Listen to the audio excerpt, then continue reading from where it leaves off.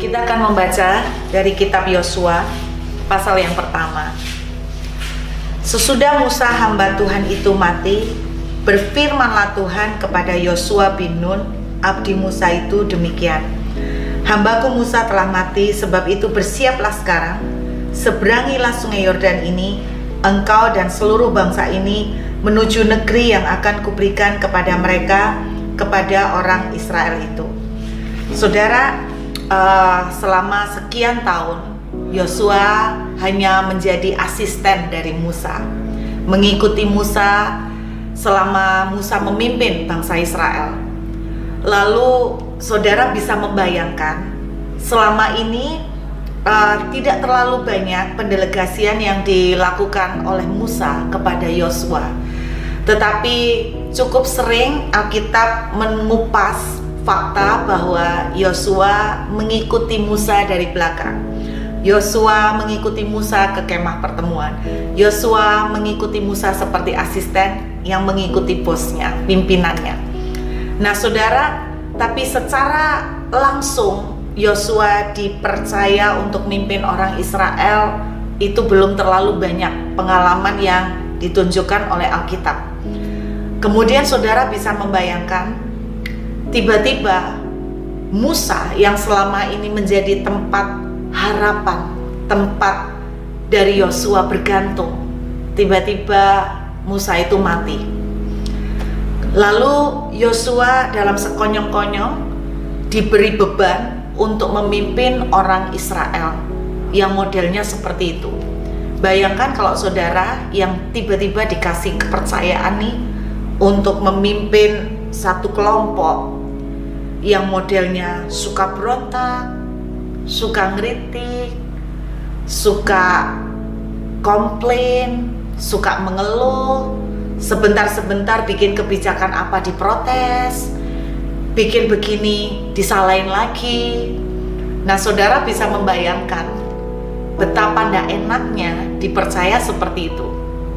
Satu kali saya pernah bertanya pada diri saya sendiri, kalau misalnya saya nih tiba-tiba dipercayai untuk mengembalakan sebuah gereja yang jemaatnya modelnya pemberontak, suka ikut campur, tidak percaya dengan otoritas, kebijakan-kebijakan pemimpin diprotesi semua, nanti ada masalah sedikit pemimpin lagi yang disalahkan. Saudara, sejujurnya kalau dipercaya model begitu saya akan menolak. Anda bayangkan Yosua dipercaya dengan jemaat yang model seperti orang Israel yang suka ngeluh, suka rebel, suka demo, suka mengkritik, yang Alkitab bilang tegar tengkuk, bebal, susah ngasih taunya. Nah Anda bayangkan selama ini Yosua itu hanya ngikutin Musa aja. Semua Musa yang atur, semua Musa yang urus. Yosua hanya disuruh apa, dia nurut, disuruh ngintai, ya nurut, ngikutin aja. Tiba-tiba dikasih tanggung jawab sedemikian besar. Sebagai orang yang masih sangat muda, saya sangat percaya Yosua merasa minder, merasa takut dengan tanggung jawab seperti ini. Selama ini Musa lah yang menjadi handalannya, selama ini Musa lah yang menjadi harapannya dia. Nah saudara, tanpa kita sadari ada Musa-Musa seperti Musanya Yosua dalam kehidupan saudara dan saya. Mungkin bukan berupa figur seseorang, tapi bisa jadi berupa sebuah keadaan atau sebuah hal.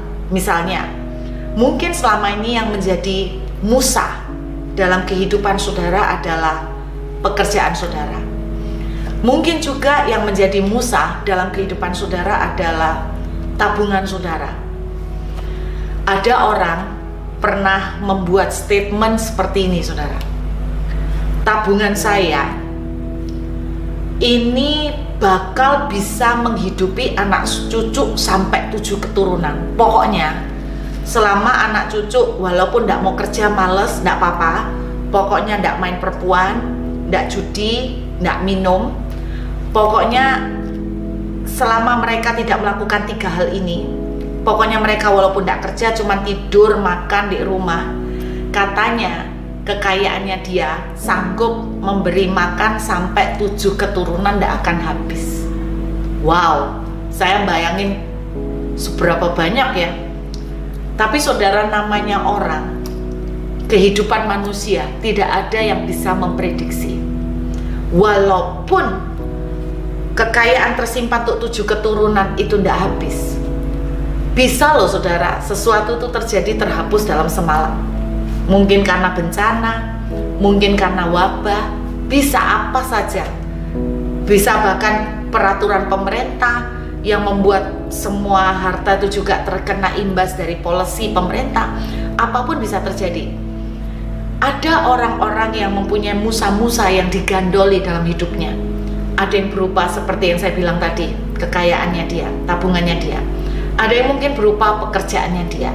Ada yang berupa orang tertentu. Mungkin kalau dalam keluarga, selama ini musa dalam kehidupan keluarga saudara adalah mungkin kepala keluarga, suami. Atau mungkin orang-orang tertentu yang selama ini support keluarga saudara. Saudara dengarkan baik-baik. Kehidupan manusia itu tidak bisa diprediksi. Suatu waktu bisa terjadi tiba-tiba musa-musa yang kita gandoli itu mati. Seperti hari ini saudara, mungkin kita itu sudah tenang karena kita punya pabrik yang jalan. Mungkin kita itu merasa aman selama ini karena kita punya kerjaan yang sudah pasti dan mapan. Tetapi kondisi seperti hari ini, berapa banyak orang-orang yang tiba-tiba kondisi mapan terpuruk langsung. Berapa banyak orang-orang yang tiba-tiba selama ini running pabriknya berjalan dengan baik, tiba-tiba keadaan bisa berubah dalam semalam. Lalu yang muncul, saya yakin sama seperti Yosua, sebuah rasa takut yang luar biasa. Itu sebabnya di dalam Yosua pasal 1, Tuhan sampai 3 kali berbicara begini. Yosua, jangan takut, kuatkan dan teguhkan hatimu, jangan takut. Saudara dengarkan baik-baik. Kalau hari ini ada musa-musa yang saudara andalkan tiba-tiba mati, tiba-tiba saudara tidak bisa lagi mengandalkan pekerjaan saudara karena sekarang semua lagi sepi. Tiba-tiba saudara tidak bisa mengandalkan lagi uang pensiunan saudara karena tiba-tiba sesuatu berubah. Tiba-tiba saudara tidak bisa mengandalkan lagi support dari seseorang karena sesuatu terjadi pada orang ini. Tiba-tiba sesuatu yang menjadi pegangan saudara tiba-tiba hilang. Saudara dengarkan baik-baik. Ada waktunya Tuhan mengizinkan Musa itu mati. Kenapa? Karena itu waktunya Tuhan mau Yosua belajar untuk mengandalkan Tuhan. Kalau hari ini musa-musa yang saudara harapkan untuk bantu tiba-tiba mati, ini waktunya Tuhan sedang mengajari Anda untuk belajar mengandalkan Tuhan. Kalau saudara belajar melihat kisah Yosua, justru kepemimpinan Yosua berjalan bersama dengan Tuhan, hasilnya lebih luar biasa daripada kepemimpinan Musa. Pada zaman Yosua, tidak pernah terjadi kekalahan dalam peperangan. Kemenangan demi kemenangan terjadi di tangan Yosua, berjalan dengan Tuhan. Saudara jangan meremehkan ketika andalan yang saudara harapkan itu hilang. Ini waktunya saudara menaruh iman untuk belajar percaya bahwa yang namanya berkat, kata Alkitab, peninggian itu bukan datang dari utara, timur, barat, selatan, tapi datang dari tangan Tuhan. Saya sangat suka sekali cerita favorit saya, salah satu cerita favorit saya di firman Tuhan adalah Kejadian 26 soal Ishak. Saya sering menceritakan kepada orang-orang begini. Anda perhatikan, waktu Ishak menabur di tanah yang kering, saya sangat yakin tindakan dia pasti ditiru pada waktu terutama ketika Ishak berhasil menuai. Pasti ada banyak tetangganya yang meniru. Tapi ketika mereka meniru, tanah yang mereka taburi tidak menghasilkan. Kenapa saudara? Padahal mungkin tanahnya sama-sama kering, mungkin benihnya sama-sama kualitasnya, tapi kenapa yang satu tumbuh, yang satu tidak tumbuh? Ini loh saudara yang saya ingin Anda belajar untuk mulai membuka pikiran. Berkat bukan datang dari tanah di mana saudara menabur, bukan datang ditentukan 100% dari tanah yang saudara kerjakan dan gali. Bahwa pada akhirnya saudara dan saya harus belajar mengakui berkat itu datang dari tangan Tuhan yang menciptakan saudara dan saya, bukan ditentukan dari tanahnya. Ada orang yang bilang usaha paling enak usaha seperti ini, usaha online. Tapi banyak yang juga usaha online mengeluh. Ada yang bilang usaha paling enak makanan, karena semua makanan pasti diperlukan. Tapi toh juga banyak orang yang usaha makanan yang bangkrut dan tidak jalan. Intinya blessing, saya yakin bukan tergantung 100% pada tanah yang kita kerjakan, tapi adalah ditentukan dengan siapa yang berjalan bersama dengan saudara dan saya, siapa yang ada bersama dengan hidup kita. Nah, hari ini akan menjadi sebuah renungan. Siapa yang menjadi andalan saudara? Siapa yang berjalan dengan saudara? Tuhan bilang, kuatkan dan teguhkan hatimu, kuatkan dan teguhkan hatimu, kuatkan dan teguhkan hatimu, jangan takut. Kalau Tuhan izinkan Musa diambil, karena Tuhan sedang menyediakan sebuah penyediaan yang lain, pemeliharaan yang lain saudara, yang mana ini waktunya saudara dan saya belajar untuk mengandalkan Tuhan, belajar untuk mengalir dengan apa yang Tuhan izinkan terjadi, dan mengizinkan memberi Tuhan kesempatan untuk Dia memperlihatkan karya tangannya yang ajaib dan luar biasa. Saudara, ketika benar-benar kita mengizinkan Tuhan itu untuk menjadi andalan buat kita, ketika kita mengizinkan untuk memberi kesempatan kepada Tuhan yang bergerak dan melibatkan diri lebih lagi dalam hidup saudara dan saya, maka hasilnya justru akan lebih dahsyat daripada ketika Yosua mengandalkan Musa. Seperti yang pernah kita lihat dari cerita Musa, mereka mengalami begitu banyak sekali peperangan, begitu banyak kegagalan. Tapi pada zaman Yosua, kemenangan demi kemenangan yang tercatat. Tidak ada kegagalan dan kekalahan sama sekali saudara. Dan bahkan boleh dibilang sangat minim dengan peperangan. Dengan kata lain, ketika Tuhan yang berperang buat saudara dan saya, hasilnya akan lebih luar biasa. Nah, ketika Tuhan mengizinkan Musa diambil alih dan Tuhan menyingkirkan Musa, itu waktunya Yosua akan berjalan dengan Tuhan. Dan ketika Yosua berjalan dengan Tuhan, hasilnya berkali-kali lipat lebih baik.